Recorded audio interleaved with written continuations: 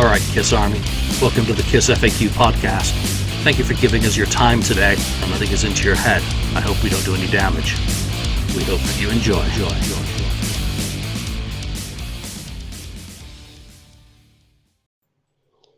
Welcome to episode 328 of the KissFAQ Podcast. I'm your host, Julian Gill. And from far to the east, welcome back, Alain Bellicha, author. Author? That sounds good, doesn't it? Thank you for having me, Julian. It's great to talk with you and catch up. Now, full disclosure, I did listen to the Three Sides of the Coin episode today on which you appear. I wanted to do my advanced preparation, and I got a little notification just in time. So I just have one response to your appearance on that episode. Hey, Mark. Haha. I have something Mark does not have. And when he said he was still looking for that Strutter cassette from 1995, it was the Earthquake Relief Fund. And if I recall correctly, without going into my book or Jeff's book and Kurt's book, it was done by... Or my book. I'm so sorry to be offensive. It was done for Earthquake Relief, and they recorded part of the sound check, and they recorded, was it Parasite and Strutter, or Nothing to Lose and Strutter? Two songs. Strutter and Rock Bottom, I think. And Rock Bottom, there we go. And they two takes. They only ever used this one song, and it was issued promotionally on the cassette, and if you called into a phone line, you got to hear the songs. That's correct? You didn't actually get the cassette. So there are very few of these cassettes out. I picked this up in 2016 for $100, and I would have paid anything from it. But one of the dealers who I regularly deal with in Tokyo had one, and I did a buy it now. Wasn't even going to wait. Didn't make an offer. Just grabbed it. How rare are they out there? As someone who does collect, and is probably you're asked by a lot of people probably to find stuff for them, I bet. Yes, they're very hard to find, but occasionally they will pop up. But it's not something that you can plan on buying every weekend, like the Originals 2 or Music Live Special. There are some items. Cassettes are extremely sought after and very, very, very hard to find. So congratulations on that purchase. It's a rare one. It is. What is not rare, but is sure to soon become rare, is you have a new printing of your wonderful Kiss in Japan book. I've got an old one to hold up. Nice. Which is the crazy edition, of course. Yes, the third printing. Which was the only one. I only kept the third and final one because I did have other people who weren't able to purchase your book manage to leverage the other two out of my hands. And they got very good deals because I just did it at cost because they were friends. But tell us about the new one and why you decided in 2020 to do a new printing of this wonderful book. Yes, and it's not only a new printing, it's a new edition. So this is the new version, the Illustrated Guide to Kiss in Japan, second edition. I realized it was the 5th anniversary. 2020 was been 5 years since I released the first printing, and a lot of things have happened since. And there was some pandemic going on in the world, and I said, how can I spend my time productively? And I had the opportunity to go over the book and the opportunity to revise, update, and upgrade it. And if it's any indication from the cover, you see probably the best picture of Kiss in Japan by Bob Gruen, which I was able to license photos from, and it's on the cover. It cost me an arm and a leg, but it's totally worth it. It's just the cover is stunning. The content is just as stunning. And of course, it's been updated to 2019. The previous editions, of course, stopped after their anniversary tour from 2015 with the appearance from Momohiro Clover Z. So yeah, there it is. It's a beautiful book. It's already arrived in Japan and in the UK even after only a few days of shipping, and the feedback has been phenomenal. I'm very very humbled and very happy to present it here today. I mean, you have an iconic photo of Kiss on the cover of your own book. I mean, that's absolutely incredible. It's Obviously, magic. yeah, it's absolutely magical and magic to have that sort of experience. But obviously, that is a big topic going around at the moment about, we're not really going to go into depth into that stuff, but into the photo licensing. How does one work with Bob Gruen? And how did you build a relationship with him? Because I know you've been to New York, haven't you? And I know when I Yes. was in New York with friends, we were going out to dinner, and one of them nonchalantly said, "Oh, Bob Gruen just lives over there," and I was like, "Can we go see?" But obviously not. Hmm. But you did manage to meet Bob Gruen. Tell us about how that relationship developed and how you've actually ended up with that wonderful photo on the cover, and just a little bit of the licensing process that you went through that you can talk about. Sure. The I was able to go to his studio in March 2019 thanks to the producer of the Tokyo Kiss Expo. We met a few months prior. We had lunch, and her name is Hana Tabata. She announced me in December 2018 that Kiss would tour Japan in December 2019. So they knew everything was planned a year ahead. And her company, Sony Communications, wanted to do another Kiss Expo to follow the end of the road tour. They had done one in 2016. They wanted to do another one. And she wanted to meet with me because like she called me, I'm her Kiss walking encyclopedia. And she said, "What do you think we should do?" And I said, "You need pictures of Bob Gruen. If you're going to make a brochure about Kiss in Japan, if you want an exhibit of photos in your museum, you need photos of Bob Gruen. He has the best ones." And she took note, and she contacted him, and he seemed open to the idea. However, she's not a walking encyclopedia on Kiss. And I mentioned that I would be by chance, I suppose, in New York a few months later, and that I would be more than happy to go to Bob's studio and look at photos to select for the Kiss Expo brochure and exhibition. So March came. I went. I was in New York, not for Kiss. I was there with my son for trip, special graduation trip. It was And not you related weren't at the to Madison Square Garden show. I'm so disappointed because I was obviously there. I didn't go. I didn't go to. I was in New York for the show at the time of the show, but I didn't go. I Oh, made it a that's point. almost I made it heartbreaking. a point. I made it a point that that trip was for my son, and I would not drag him to see Kiss because he's not into it at all. So I made sure that I missed the Madison Square Garden show to have no last minute temptation. So we went to Bob Gruen's studio, and I spent, I think, a total of 3 hours, 3.5 hours, looking at exclusively his files of Kiss in Japan pictures. And I don't think I've seen everything because when I thought I was done, his wife, who was there, said, "Do you want to see more?" And I was like, "Oh my God, I've been here 3 hours. There's more." And she said, "Yeah." I was like, "Oh, I can't. I have to go." So that was my introduction to his studio, so to speak. He was there. He was very nice. He looked at my selection, and I had to ask. I said, "Do you really still have the costumes of Dress to Kill that the band put on?" So he said, "Yeah, yeah, I'm gonna." And he went and pulled out the jeans the yellow necktie.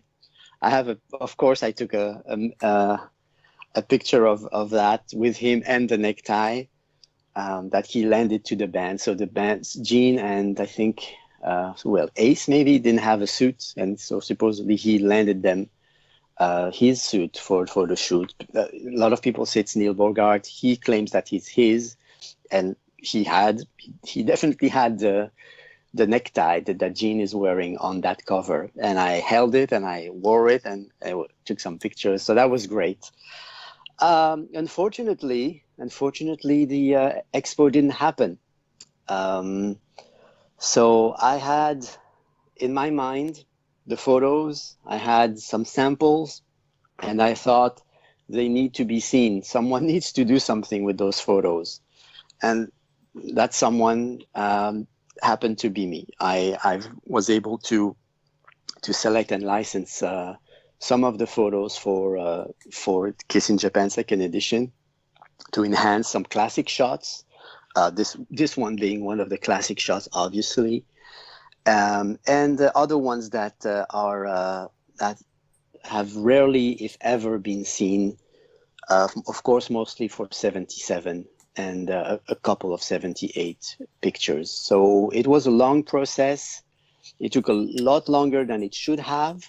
I was in contact with his studio, but his studio is right in New York City. And his studio manager was only there once a week. So when I had questions, when I wanted another photo, when I was looking, what could have been done in 3 days took 3 weeks. Right. To get because she was going there once a week, and I had to wait for a week. And but once we agreed, we negotiated the deal. I sent the money. I got the photos within, I think, 48 hours, and then I could start the final process of printing the book. And there it is.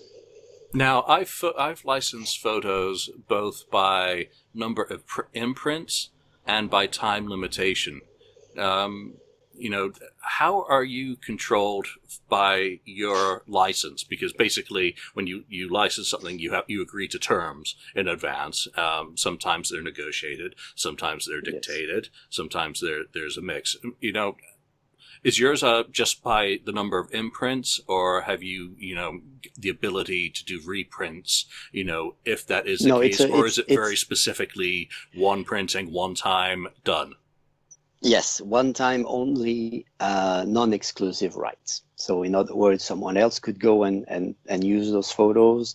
I can only use it once. So this is it. There's not going to be a second printing of the second edition. Now, unfortunately, I've said that before. I'm never doing this again. So you really are limited, and that's one of the important things to stress to people who are listening to this.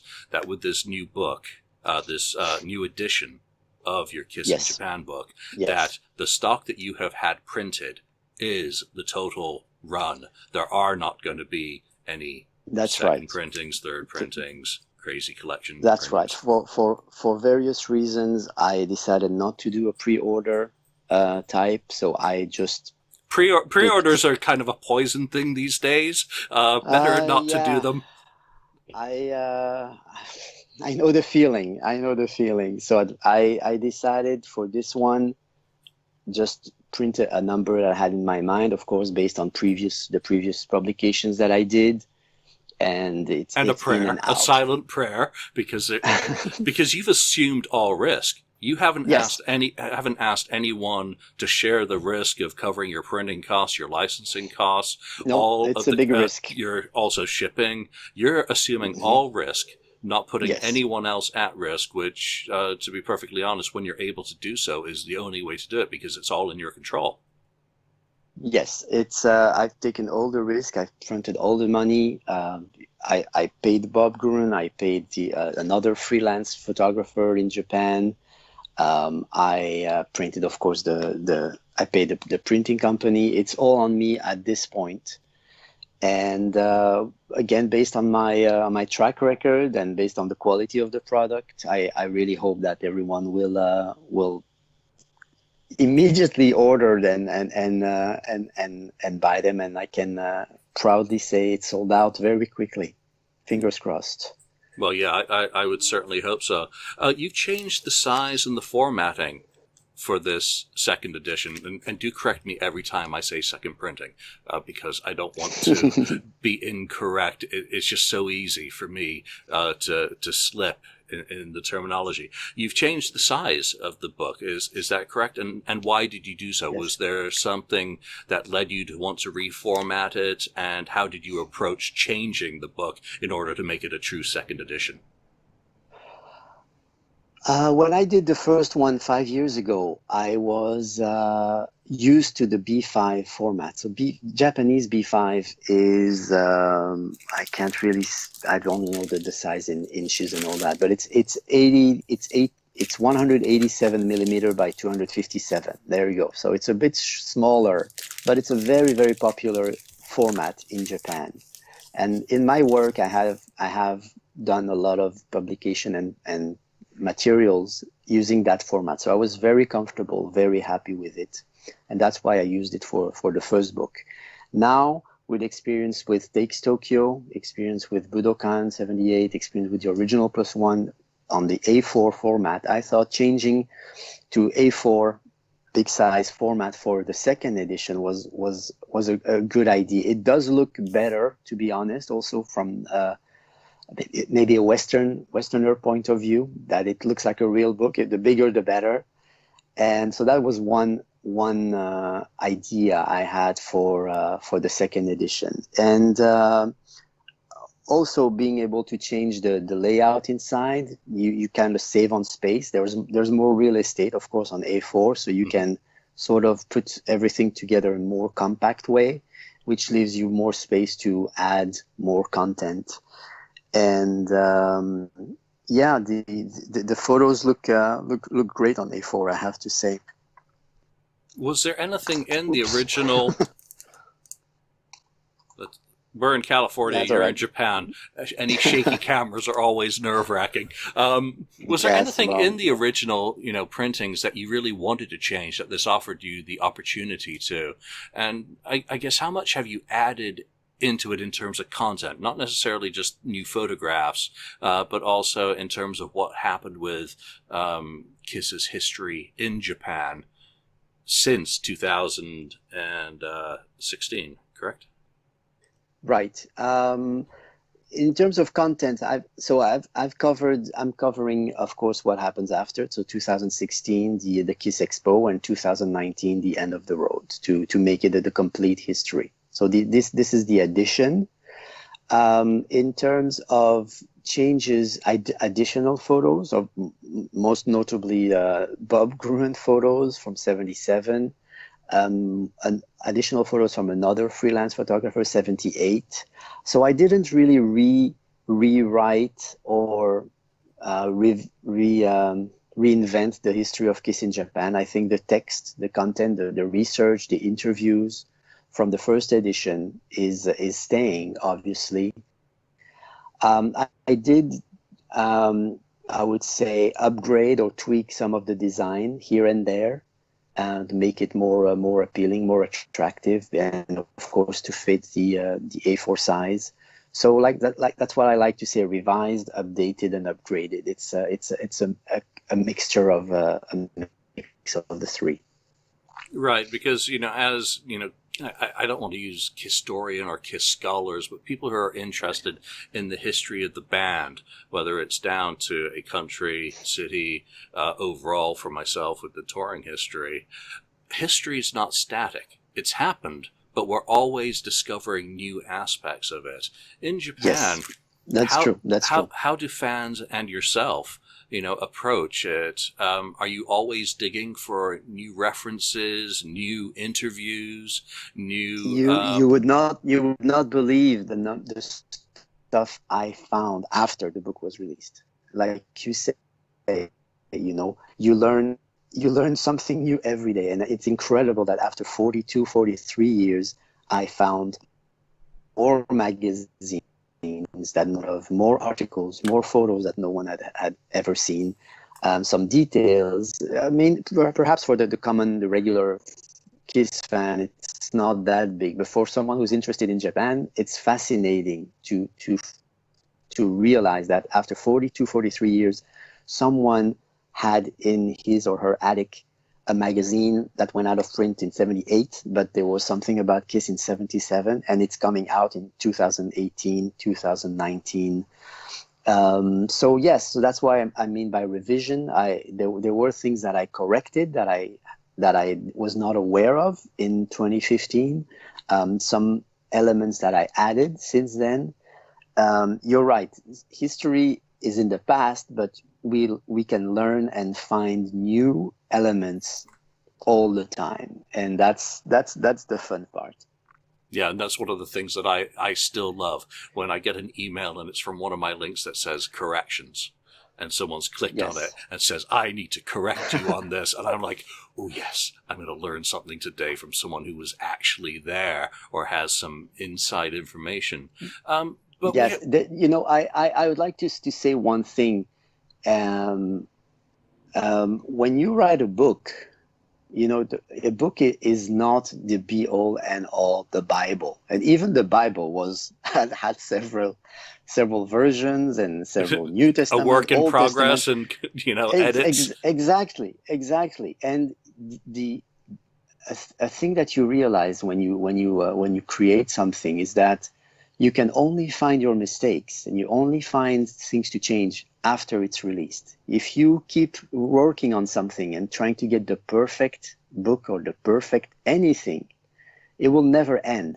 There's a point where you have to end and you say, this is it. This is what I'm putting out. And once it's out, you see, oh, I could have changed that. Oh, this would have been better on the other side. Like in a movie, also same thing, like producers and directors also always say that. Always say that. Oh, when I was in the movie and I watched my movie, I realized that I should have edited this, edited. So you can only correct things that have been produced, and enhance and try to do better the next time. It's almost never ending. It's a creative process, and that's a fun part as well. Yeah, it is never ending because I'm still finding typos in the Kiss Album Focus. And if anyone's bought my books on like Amazon, Odyssey, and Gene Ace Peter Paul in the more recent books, I put the date stamp inside there because I'm continuously updating the manuscripts and sending up new versions. Because I have that capability by print on demand that you don't have by printing your license for that amount of print runs for that photograph. You don't have that option that I do. So, I mean, there's probably 50 or 60 different print versions of Odyssey, right down to, I found an egregious typo that slipped through, dozens of previous revisions, and that's simply how it is. People can only know which version of my books they have by the date, and I don't keep track of every single fix in any of those versions. It just, I fix, I regenerate. With doing this, I mean, walk us through some of the editions of what happened in Japanese history in between the two editions, just so that people have an overview. Do you cover Gene Simmons' solo band? And you did mention the original expo that took place. I don't remember what year that was. Was that 2018 or 2017? 2016. Oh, 2016. 2016 now. Wow. Yes. Yes. I decided to focus only on Kiss-related news. So there's no mention of solo visits. Ace was, actually, Gene was here in 2017, Paul, and Ace in 2018, but I do not talk about it because Soul Station to me is not Kiss. Ace Frehley, as much as Ace Frehley is being Ace Frehley, it's not Kiss, and the Gene Simmons band also is not Kiss. So although this happened, it's not in the illustrated guide to Kiss in Japan because simply it's not Kiss. So what I do cover is the Kiss Expo because that was a Kiss related event, Kiss Expo, and the 2019 End of the Road. These are the two Kiss-related events that happened after 2015. It was deliberate because Ace also came in '93 for solo, and it would have been, what's so important in the book is to know what not to put in. Otherwise, you end up with a 400, 500, 600 IKEA. Sorry, I don't understand that concept. What not to put in. It's very important. Trust me. So no, it it's it has to find the right balance. Of course, I mean that's subject to opinion, but I decided not to talk about bootlegs, not to talk about CDs, not to talk about Laserdisc, not to talk about solo projects, just to keep it consistent and focused on and the brand. And so we're going from 192 pages in color. What's the page count on the new edition now? The new edition is 160. Why? Because you have more space in 160 A4 than in 192 B5, in case anyone's asking.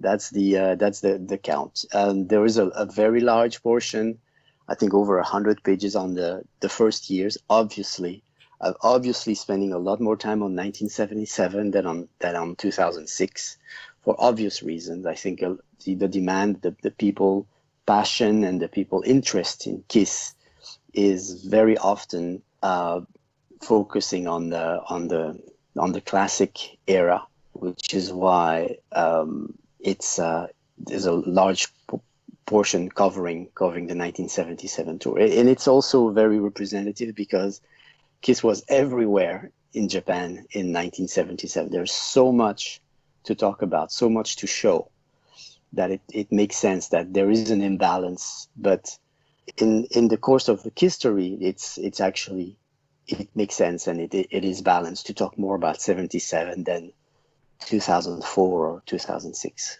Yeah, but it almost seems as well that 1978 is a black hole compared to 1977, in that they were only in Tokyo in 1978 for their performances, whereas in 1977 they traveled throughout Japan. Yes, starting that's in right. Osaka. That's right. I don't have my webpage open. And in terms of recordings, there's much more, obviously, from 1977, and new ones just dropped actually on Zodiac the first night. An upgraded version of that show has just come out. Really? But 1978 remains the big mystery part. Have you been able to add anything specifically from 1978 to the book for this print run, and also talking about 2019? I'm going to jump between 40 years. 40 years. Mm-hmm. How much coverage do you give the tour in 2019 in December and Yoshiki? So to go back to 78, I have additional photos from a freelance photographer. It's obviously they look, Kiss looks absolutely, larger than life, I would say, on that tour, and it is very much the second time. The first time is always amazing and great, and the second time is a little bit more low key, and that was the case for the Kiss tour in Japan. That, like you mentioned, only 5 days in Tokyo. There was no tour. It was a very quick hit, almost hit and run affair, but very, very profitable, of course. 5 shows in the biggest arena in Japan instead of touring the countryside and small arenas. So they had a different schedule. They had a different guarantee. They had a different. It was almost a different band by then. I did do a special magazine on 78, Budokan 78. So it's. Do you have a copy by any chance? There it is, sold out. Sorry, and it was a really, really, really nice one. Yeah, this is the one I took a ton of copies for the expo out here, wasn't it? Oh, it was at that time for what, Indiana? For Indie Expo. Indiana. So if you missed me at the Indie Expo, I was selling these dirt cheap import specials and not price gouging. So you missed your chance. Yes, and I don't have any more left, and I can't print any more of this one either. So too bad. But no, I did not. This book is not, so Illustrate Kiss in Japan is not a compilation of of Takes Tokyo and Budokan. This one covers everything. I don't have a lot of space or too much to talk about 2019, although it is obviously mentioned. Um, it's relating the tour compared to in the 2019 format of the whole end of the road tour. I do have photos from the Tokyo Dome that I was able to take, but it's not honestly the focus. The main focus of the book is the classic 70s tours. Yeah, I think most fans are going to be much more interested in photographs of 1977 rather than 1988. Not to put any, No, it's true. lack of luster It's on just that era. It's just that when we look back, it's a fact. especially at Japan and Kiss, you think of that cover that you have, the photo on your cover, and you think Yeah. of that particular tour. 78's Yes. more of an afterthought in some ways.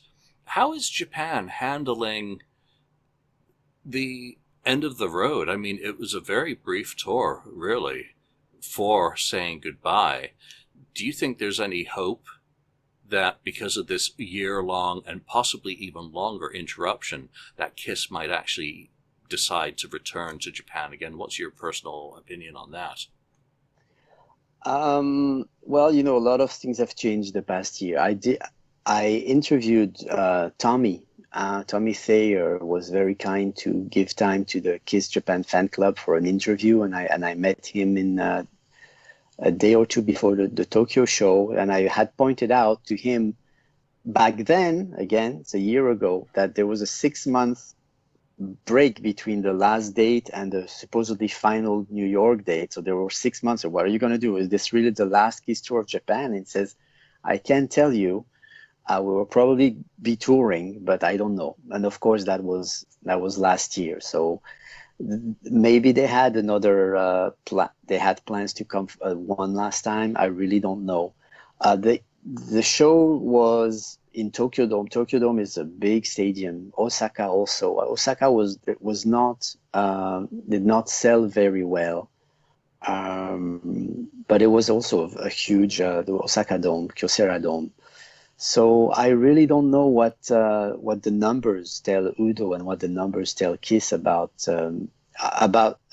tickets. I know that merchandise sells very well. That's Mm-hmm. always a big topic here. Didn't they set some Um, records again on that tour with their merchandise sales rather than the ticket sales? it was insane, and I think everyone has seen the video that Kiss Online posted of the line, the incredible line in front of Tokyo Dome at 9 or 10 in the morning before the show. The merchandise opened, I think, at 11, and people had lined up since 5, 6 in the morning. The show was at 7 p.m. Never mind that. It was just insane the number of people waiting in line to buy Kiss merchandise. But also the That number has of the items that there were. I mean, I always love looking at Japanese merchandise because it's so different in flavor than elsewhere in the yes, it world. is. It Everywhere else, really is. it almost feels cheap, tacky, and generic. In Japan, it feels special. They certainly have a flair for creating original and stunning design and colorful and silly, but you just can't help it. I mean, Kiss fans love to buy Kiss stuff, and they understand that. And there is a fascination overseas for Japanese items too. So that added to the craziness. The Kiss curry, Japanese curry, the Kiss gacha that were in a series of 10 or 20 different pins, T-shirts, plastic folders, key holders, just a large array of useless, but can't live without it. Kiss stuff. But it's something that has permeated Kiss and their relationship with Japan all through their career. There have been all these little point of sale bonus items, whether it was the pin with the elder, the beach Yeah, bag with creatures. a beach bag was with Killers, That was if I may. Killers. Yes, and Yes. creatures didn't have a silver bag. Which one was the silver No, one?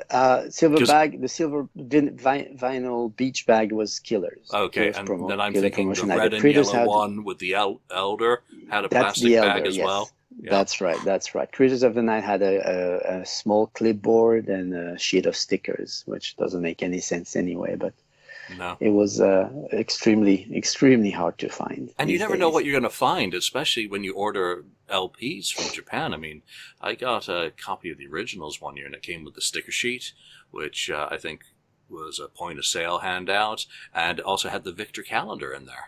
So, Oh wow, amazing. Well, if you're curious and people want to know what should be in each book, in each LP, there is this book that I made called Illustrated Guide to Kiss in Japan, which gives you a detailed account of what should be in each LP and what the premiums are, and where you can find it and why and how and it's also a guide for collecting as well. So now, two in one. did the most recent releases make it into the book? Because I know they'd been announced, I think, in August. The MQA CD reissues of Best of Solo Albums, Double Platinum, Kiss Oh, Killers, and these Smashes, Thrashes, and Hits, which has been delayed until November. That's right. No, they are not in the book. I end the book in 2019 after the end of the road. Even though we're in 2020, I end the story of Kiss in Japan in 2019. I didn't want to include CD releases and video and all that. So that's I just make it at the end of the road. It's the end of the book. I like how you've stayed away from the unofficial stuff to a certain extent, because you've kept it very pure.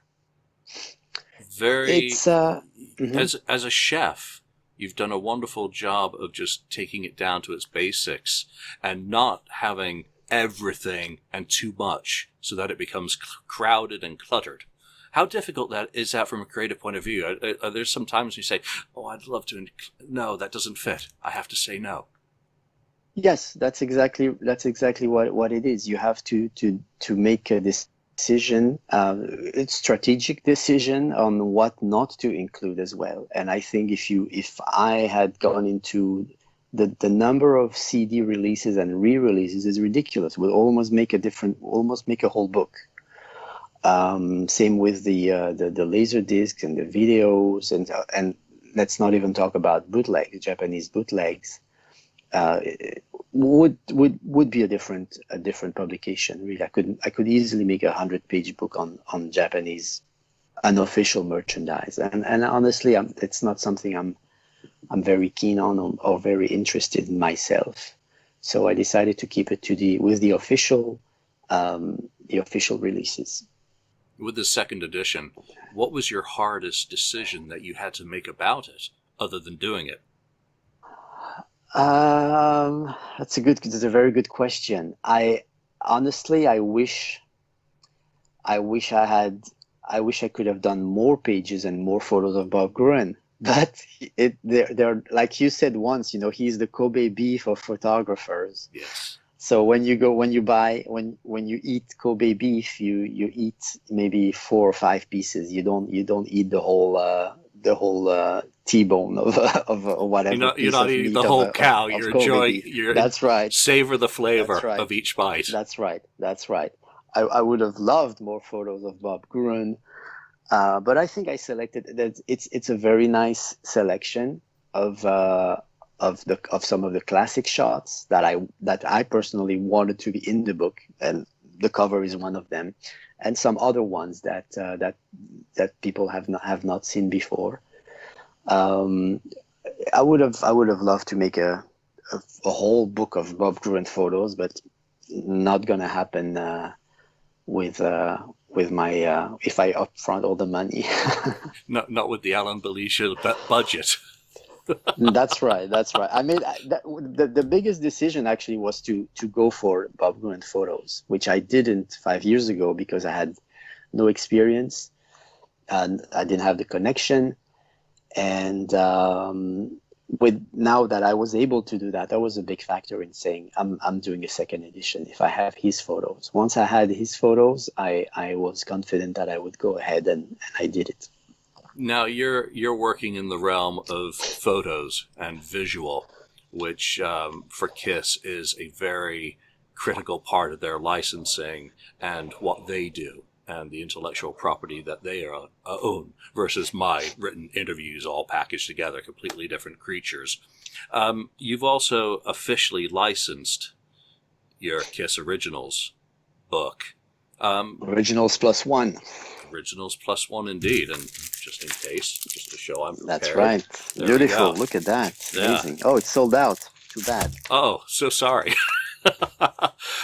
When you decided to do this, how do you have to work with the official realm?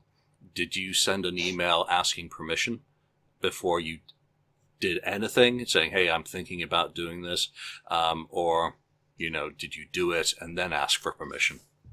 No, that was the first thing I did after I had the idea was to send an email to the lawyer. Yep. And that was, I think, in March, if I recall, end of March. From then for a month or two, then once I was starting to work on the layout and all that, I sent a follow-up email to management and CC or BCC Gene Simmons, and I got a reply from the lawyer very quickly after that. So I guess someone forwarded it to the lawyer, and basically it said I would like to do a second edition of my KISS in Japan. Do you object to the release? And the answer was, provided A, B, C, D, and E, we do not object. Good luck, or best of luck, something like that. So I was like, great. After I got that, I got in contact with the freelance photographer, negotiated the fee for the photos. Then I contacted Bob Gruen Studios to do the same. And so once I had I would have been very reluctant and very scared, to be honest, to go ahead without the permission. I could have done it. It's probably risky, probably not a good idea. I guess I could have, but I'm so glad I got the response from management and legal counsel saying we do not object, which is kind of a relief, and then you can go ahead and proceed. Yeah, I think 20 years ago, I was pretty cavalier in how I handled things, but I still CC'd the lawyers about my plans. Number one, as a matter of respect. But nowadays, yes, I'm petrified.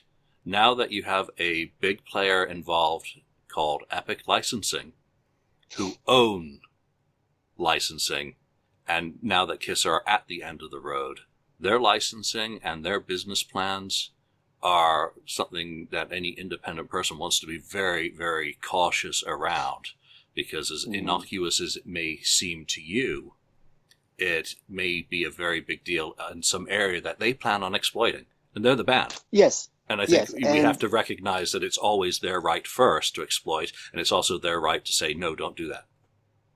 Yes, I did have another project that I submitted and offered a ridiculous 5-digit fee offer. And it was they said no thank you, but for contractual reason we cannot, but thank you for your efforts and blah blah blah. So yeah, they have things going on that we don't know about yet, or that we've heard about, and if they can say yes, they will, and if they can't or they don't feel like it, they will say no, and you just have to bow your head and say, okay, I'll think of something else. I would say it's life, but that's business, I suppose. Yeah, I mean, there's a few of my titles that are coming up to second editions that when I'm done with them, if they ever get done, then I will, number one, ask permission before doing it, because in this day and age, I'm not going to do it cowboy anymore. By any means, and that's down to changing covers and, multiple printings. I'm curious about one thing. I do want to wrap up shortly and not keep you too long, because it is, your time. The official KISS logo looks so beautiful on product. It really does add something extremely special that when Yes, you it have does. licensed it.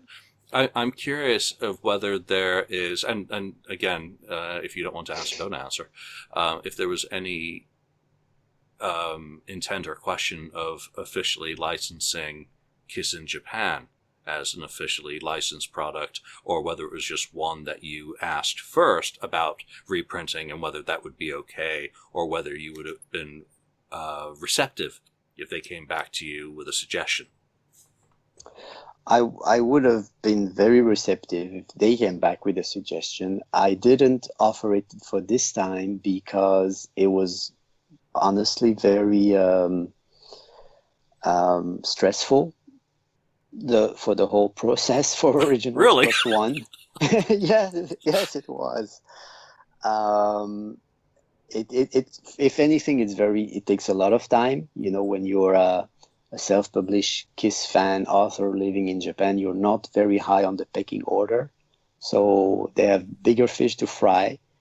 And I totally understand that. I know exactly where my place is in the Kiss world, which is not very high on the priority list. And so for this one, I really wanted the logo for Originals Plus One because it's a tribute to the cover of the Originals LP. So it just looked perfect. For this one, it wasn't that necessary. I think the Bob Gruen photo is That says a lot more, cool to be enough. honest. It's what? It says a lot more in some ways because everyone recognizes it. They've seen it. It screams Kiss in Japan. I just love that photo. I'm so glad I was able to use it for the cover.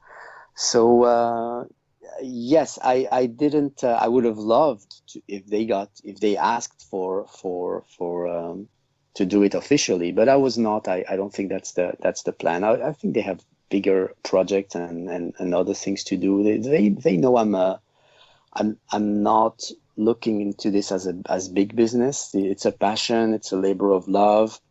It's very limited. It's Japan only. It's not the history of Kiss worldwide. It's Kiss in Japan. It's very specific enough that they think this guy has done stuff before, and he's okay. We can let him do that on a limited scale. Also, the book is not on sale on Amazon. It's not. It's a small scale project, and I think I like to keep it that way, and they like to keep it that way. Yeah, no point trying to smuggle a kilo when you can get a few grams. I'm not going to make any comments on that reference. I have no idea what you're talking about. Yeah, so I'm sorry. Before we wrap up, you did hold up the MQA CDs. I'd like to get your opinion on those, since I'm still waiting for mine. I did have Kiss Killers in my possession very briefly before giving it away, but I am most curious about Best of Solos, which appears to have some different mixes, at least of one song on it, and of course it comes with the beautiful second cover. French, yes. French I'm using issue. this one as the main one because I'm kind of partial to that cover. What is your question? Oh, what are your thoughts on them now that you have them and you've looked at them? Your quick 90-second or however many minutes you want to review them.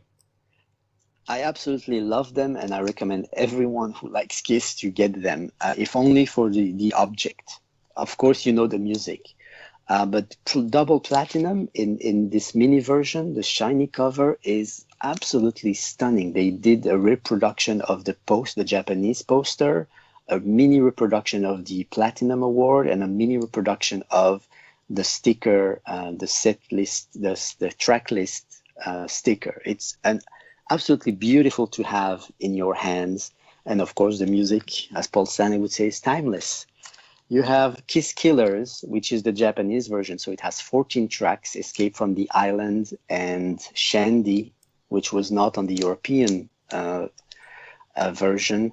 So 14 songs, also reproduction of the Japanese 6-page booklet, which was included in the original LP, and the mini logo sticker. So for the fan, this is really, really good. Now they didn't change that Obi, did they? They didn't edit it. It still lists the original premiums. the OB is exactly the same as the LP, and so I should complain and ask for my vinyl beach bag, which is listed in there. It's a shame they didn't make a mini one. I know it was such a missed opportunity. Would have fit just really nicely. That would have been perfect for Disc Union to have done. Killer's LP. Yes, that's true. And the funny part is that 2020, the CD was 2,800 yen, and in 1982 the LP was 2,800 yen, which says a lot about the Japanese economy. Third and last but not least, like you mentioned, one song, "Take Me Away," together as one from the Paul Stanley solo album, has like you said, I think it's called a hard ending. Yes. It's not a fade out, so it's very different, and it's really really cool to listen to. This one has been I've been playing it a lot. I love the mix of the solo album songs. It's a very nice selection. So if you can get them, I totally recommend them. And that uses Julian, the original. Yes. That uses the original track listing for the German Bellophon version, not the later phonogram one that's more common. Okay. Now Really? that's just segueing into my last point, which my orders held up in Japan because of transport issues to the United States. That is also affecting orders to Australia and the United States of your book. Do you know anything about when that's going to end? It didn't stop me placing my order with you today, by the way. Thank you very much. I just understand that I'll be waiting. If anyone's interested in ordering the book, please email me at balish@gmail.com, BALISH@gmail.com for info on how to purchase the book. The book is 5,200 yen for one copy, including shipping. And the more you buy, the less the shipping is. So you kind of save up to, I think, $7 or $8 per book if you buy 3 or more. So I recommend, if you have friends, to purchase in combined shipping. And so go to balish@gmail.com is my email and PayPal address. Yes, unfortunately, shipping to the US and Australia is suspended from Japan. It was since April. I was unable to send anything to the US, and slowly they have eased restrictions. I think from June or July, letters were okay. And since last week, parcels and packages are okay, but unregistered. And so not without track and trace. So I don't recommend it, but if you trust your local post office, I can still send unregistered. But obviously, if you can wait a little more and hopefully things get better soon, I will be able to ship to the United States and Australia. Yes, but at least your book is already printed and it exists, and you've been able to obviously show people, and that does make a big difference. Yes, of course. The book. And I will put all of those ordering details in the bottom of this YouTube video, and you can of course go to the KissFAQ.com where I've put a sticky for the ordering of the book on the website. Do be patient. I've been waiting since March for basically a letter from Tokyo. It's an Aerosmith ad from 1974. So I'm just having to wait. Just be patient. Yes. I have some items that I sold on eBay that have been here since May. I can't ship, unfortunately, but people have been very understanding and very patient. So that's the good part. We have to learn to do that. That's more of a Japanese trait, patience, than the West. All right. Any last thoughts before we end? If you have 2 minutes, I'd like to offer a little treat to the listener. Oh, we'd love it. Yeah. What would you have? Well, talking about being patient, in 1977, Kiss came to Japan for the first time. Do you, by any chance, would know what day they arrived in Tokyo? Not off the top of my head, but my binder's right there, but it's too heavy to get out. Okay.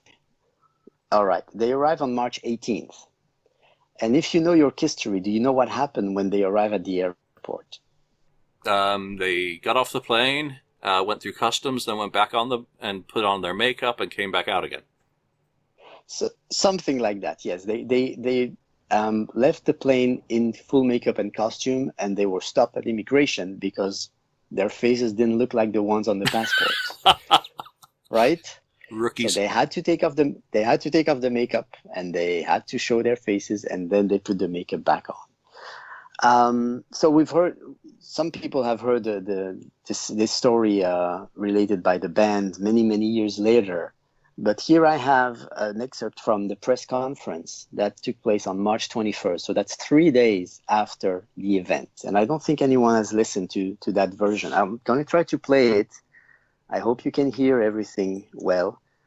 This is the press conference, and this is a very short answer from Gene Simmons, 27-year-old Gene Simmons. Let that sink in.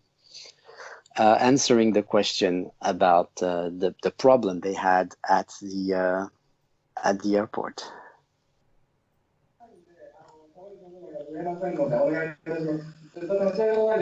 Let me see if I can get the right. Oops.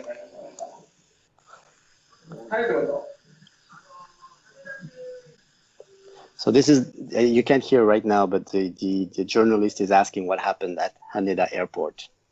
And so you will hear now the translator. Well, we heard that you had some troubles going through the customs and immigration at the airport because your face or your picture at the passport looks a little different from what you were, and because of the makeups. Did you have this kind of trouble before? Anywhere else? Not really, but we had no troubles at all. Everybody was very nice to us. We came into the airport. They wanted to see us without makeup. We took off our makeup and then we put it right back on. こういう問題は全然起こったことがなくて、問題というほど That's the translation of the. You want to hear something else? I'll keep listening as long as you're pressing play. This is a treat. Okay. So she explains what Jean said, Japanese style, which is doubling the explanations and comments and words. It's very quiet. Tell them not to ask all the questions at once. That's Paul Stanley being Paul Stanley. Here's another question, I think, about makeup. There were about 50, 60 journalists in the press conference.